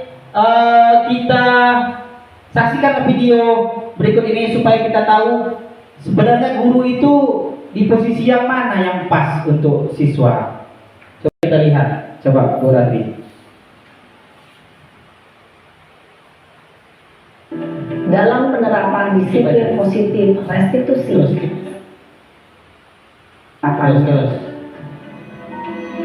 Terus ya, terus lagi. Berbicara yang simpan lagi, kebanyakan.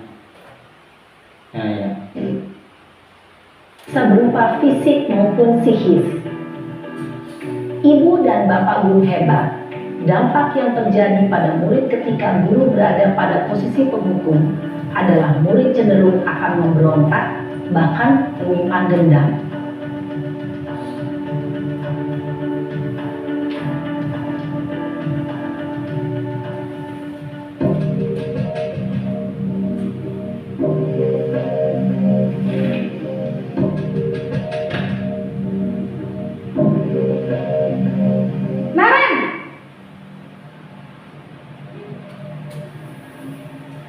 Selamat pagi Bu. Naren, kamu kenapa terlambat lagi, nak? Ya Tuhan, Naren, kamu senang ya bikin ibu susah ya? Kalau kamu terlambat lagi, nanti ibu yang ditegur bapak kepala sekolah, nak. Disangka ibu tidak bisa membina kamu. Duh, gimana ini? Maaf Bu. Duh, Gusti Naren, kamu suka ya kalau ibu ditegur bapak kepala sekolah?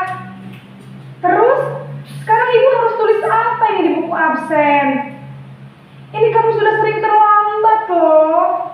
Ibu harus apa coba? Maaf Bu. Maaf sekali. Ya sudah, lain kali jangan bikin ibu susah lagi ya nak ya. Ibu tidak akan kuat lagi kalau kamu begini terus. Bisa jantungan kalau ibu ditegur bapak kepala sekolah. Sana cepat ke kelas. Maaf ya Bu. Maaf sekali. Posisi pembuat rasa bersalah berbicara dengan nada tenang, cenderung lembut. Namun kata-kata yang diutarakan membuat murid merasa menjadi orang yang gagal.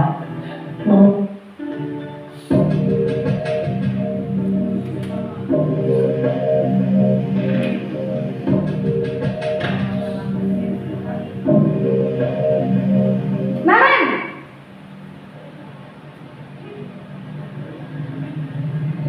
Selamat pagi Bu. Wah, sudah jam berapa ini nak? Terlambat lagi ya saya. saya. Iya Bu, habis ibu saya lupa membangunkan saya Bu. Kamu malah menyalahkan ibu kamu. Kamu bukannya anak yang larinya paling kencang. Kok terlambat sih? Iya Bu, saya memang terlambat bangun tadi. Jadi biarpun saya lari kencang, tetap gak kekejar Bu. Ya sudah sana. Nanti lain kali larinya lebih kencang lagi ya. Biar gak terlambat lagi. Bikin seneng ibu.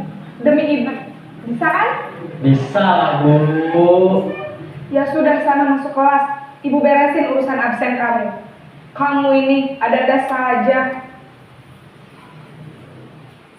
Dalam posisi teman, guru berbicara dengan nada suara ramah, akrab, cenderung bersenda gurau untuk menjaga.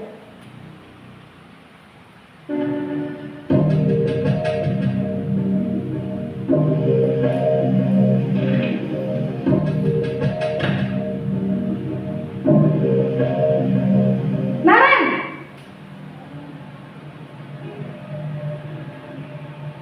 Selamat pagi Bu.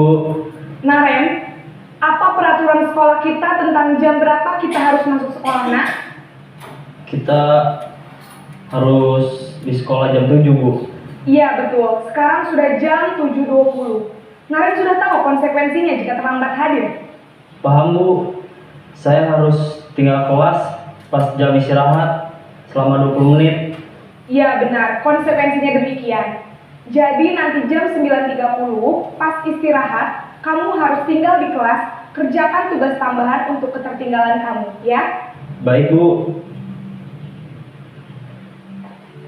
Posisi pemantau mengandalkan penghitungan atau data untuk mengontrol murid. Guru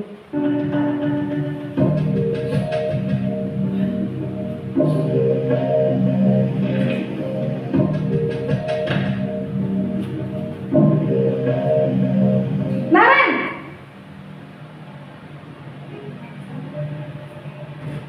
Selamat pagi Bu.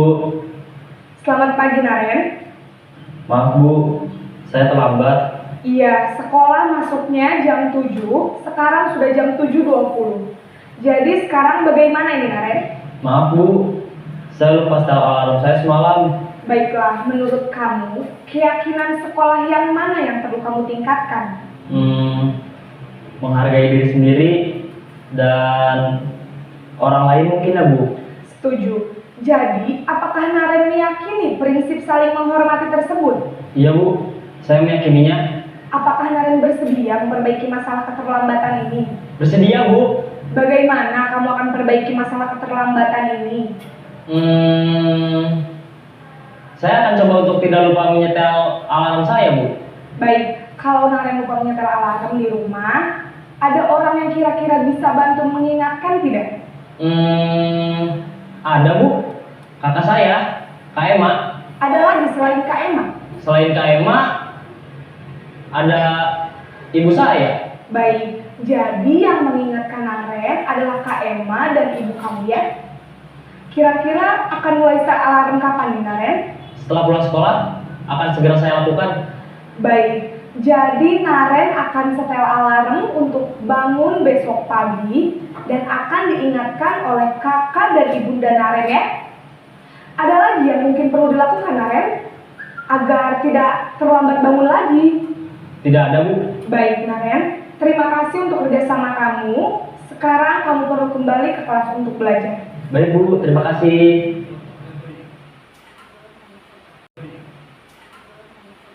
Oke, baik. Bu, jadi setelah melihat video ini, yang mana yang posisi yang kita ambil dari 5 posisi kontrol guru? Ya, jadi manajer ya. Hindari yang mana? Yang 2 ini, menghukum. Kalau menghukum udah jelas, kalau datang terlambat, lagi lapangan, menghukumlah itu. Yang kedua, membuat merasa bersalah. Kita buat anak itu merasa bersalah, itu tidak baik. Seperti contoh video tadi. Ya Bu, maaf Bu, bersalah, merasa bersalah dia, begitu kan? Ya, yang ketiga teman-teman bagus. Kita mengajak dia sebagai teman kita, sama seperti contoh tadi. Pemantau juga bagus. membuat siswa itu memang sesuai dengan peraturan atau keyakinan yang sudah ada. Tapi lebih baik itu adalah sebagai manajer. Anak tadi tersebut tadi bisa menemukan cara solusi dia sendiri, dia memikirkannya. Kita tinggal mengarahkannya. Oke.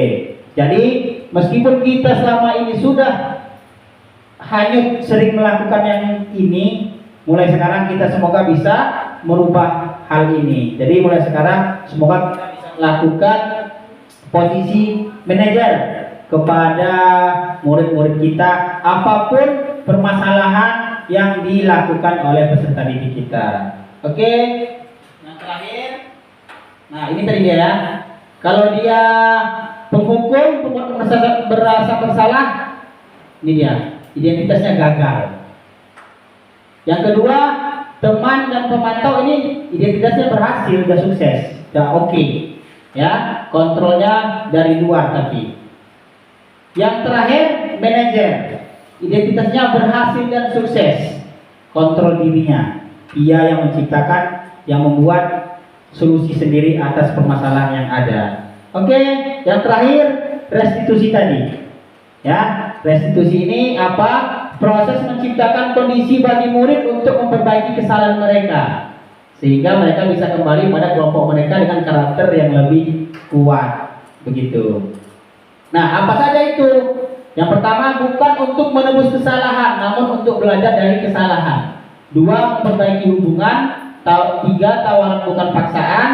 4, menuntun untuk melihat ke dalam diri. Selanjutnya, mencari kebutuhan dasar dan dasar tindakan. Selanjutnya, cara yang paling baik. Selanjutnya, fokus pada karakter bukan tindakan. Selanjutnya, fokus pada solusi. Selanjutnya, mengembalikan murid yang berbuat berbuat salah pada kelompoknya. Begitu. Jadi restitusi ini sangat baik dilakukan. Kita ajak mereka sama seperti video yang disaksikan. Begitu. Oke, ini segitiga restitusi ini. Pertama kita menstabilkan identitasnya. Sama contoh nanti sesuai video, validasi tindakan yang salah, baru keyakinan kelas, baru menanyakan keyakinan. Gitu. Ini adalah proses segitiga restitusi. Oke, jadi sudah kita lihat contoh tadi 5 posisi kontrol guru, dan sudah juga kita melihat video segitiga restitusi yang dilakukan oleh Pak Guru dengan muridnya perempuan, ya kan? Begitu tegasnya anak tadi, dia menghadap gurunya, marah sama teman-temannya, dan pada akhirnya dia bisa memvalidasi tindakannya dan diyakini kesepakatannya, sehingga murid tadi mengetahui kesalahan dia telah melanggar keyakinan kelas, barulah dia ingin melakukan perbaiki kesalahan beliau.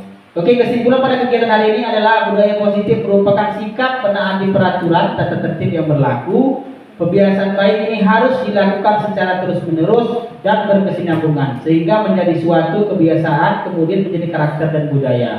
Untuk menerapkan budaya positif di suatu tempat, maka sangat diperlukan kolaborasi dengan pihak lain agar budaya positif dapat diterapkan secara menyeluruh dan menjadi lebih baik lagi ke depannya. Mungkin itu saja kegiatan kita pada hari ini. Bapak Ibu, semoga apa yang disampaikan hari ini bisa kita jalankan, bisa kita praktikkan, kita laksanakan kepada peserta didik kita dan di lingkungan sekolah. Begitu ya Bapak Ibu ya. Semoga apa yang kita dapatkan ini memang kita bisa tanamkan, ingin merubah diri sesuai dengan 5 posisi kontrol guru, dan juga tadi ada 5 kebutuhan dasar manusia yang harus kita penuhi kepada murid-murid kita. Terakhir saya ingin Bapak Ibu satu orang saja, Ibu-ibu satu orang saja memberikan refleksi di kegiatan pada hari ini. Ada di sini pertanyaannya. Perasaan saya setelah mempelajari materi ini, apa perasaan Bapak Ibu? Kedua, setelah mempelajari materi ini saya memahami bahwa apa yang dipahami, bahwa apa. Yang ketiga, setelah mempelajari materi ini, target saya berikutnya adalah satu orang saja. Siapa yang ingin memberikan refleksi pada kegiatan hari ini? Satu orang saja. Iko, boleh Bu Siska? Berdiri Bu. Semua. Ya. perasaan saya setelah mempelajari materi yang disampaikan oleh Pak Moderator, ya, bahwasanya lebih mendalam lagi dapat belajar ilmu tentang bagaimana kita membuat keyakinan dalam kelas, kemudian menjadikan diri kita sebagai manajer dalam kelas. Kemudian setelah mempelajari materi ini, saya memahami bahwa saya lebih bisa menjadi yang lebih baik lagi, baik itu untuk murid, sekolah, dan untuk diri saya sendiri. Kemudian setelah mempelajari materi ini, target saya berikutnya adalah lebih baik dalam memberi materi, kemudian memberi masukan serta menjalankan keyakinan dalam kelas itu sesuai dengan yang kita pelajari hari ini. Itu saja. Terima kasih. Assalamualaikum. Oke, bersama saya yang berrefleksi pada kegiatan ini. Terima kasih kepada Bapak Ibu yang telah hadir pada kegiatan hari ini. Hati-hati di jalan, tim salam sama keluarga, dan saya akhiri. Assalamualaikum warahmatullahi wabarakatuh.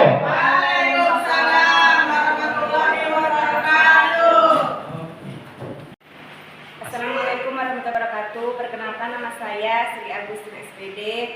Di sini saya akan memaparkan tentang kegiatan saya bersama Bapak Henry Irwanda SPD.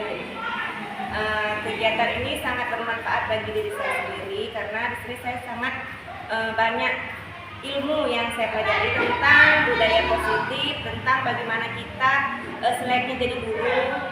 Insya Allah akan saya terapkan di kelas saya dan akan saya buat keyakinan kelas bersama murid. Sangat bagus sekali lah kegiatan hari ini.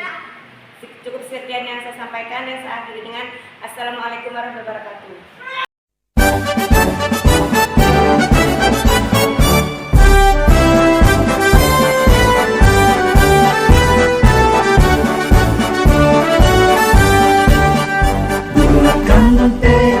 Kuatkan hati, negeri ini memanggilmu kawan. Belajar bergerak berbagi untuk negeri, guru penggerak majukan pendidikan. Guru penggerak menghamba pada murid, kreatif rancang pembelajaran. Hargai potensi, tingkatkan prestasi, lahirkan profil pelajar Pancasila. Belajar bergerak berbagi untuk negeri, kita menjalin kolaborasi. Belajar bergerak berbagi untuk negeri, demi bakti pada Ibu Pertiwi.